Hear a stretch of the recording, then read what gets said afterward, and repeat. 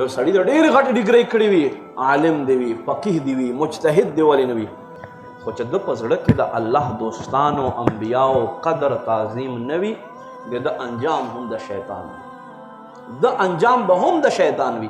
لکه بني اسرائیلو کې ابن سقا، بني اسرائیلو کې بلعم باورا کله علاقې ته چې بني اسرائیل راغ نو دته خلکو وی چې تو نو موسی علیه السلام خلاف بد دعا وکړه. هغه وی زه څنګه بد دعا وکړم؟ دا الله نبی دی، کلیم دی، الله کلام ورسره کوي. خو بهرحال دا خلکو چې تحفې تحایف ورمات کړل نو بلعم باورا چې 100 زره به ده خواته صرف د اینګ تعداد او دعا یې مستجاب و چې دعا به یې کوله دعا به یې قبوله وه.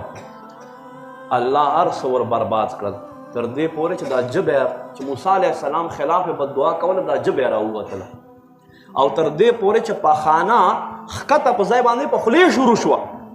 وایي ای زما قوم خلکو خدای دې تاسو برباد کړي، زه خو تاسو خو له ما نه هر څه واخیسته، الله نبي خلاف تاسو زه راپورته کړه چې بد دعا وکړه. نو ده به بني اسرائیل یادول، بد دعا کې به په خوله باندې خپل خلک راتله. هغوی وایي ته مونږ ته ولې خیرې کوې؟ وایي زه نه کوم، زما ژبه کنټرول نه بهر شو. زما عزتمندو دا د هغو خلکو انجام چې څوک نیکانو پرهیزګارانو ته په سپک نظر سره ګوري، سپک نظر سره ګوري.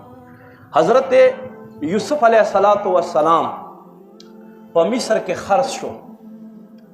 الله رب کریم ته دا انداز د مصر خلکو خوند ور نه کړلو. د حضرت یوسف علیه السلام له جهته الله د مصر خلک 7 کاله په قحط کې مبتلا کړل چې زما نبی ګورې دلته بولی ولګېده، اگر چې نبوت اعلان یې نه دی کړی خو ګرځي خو په دې وجود سره که نه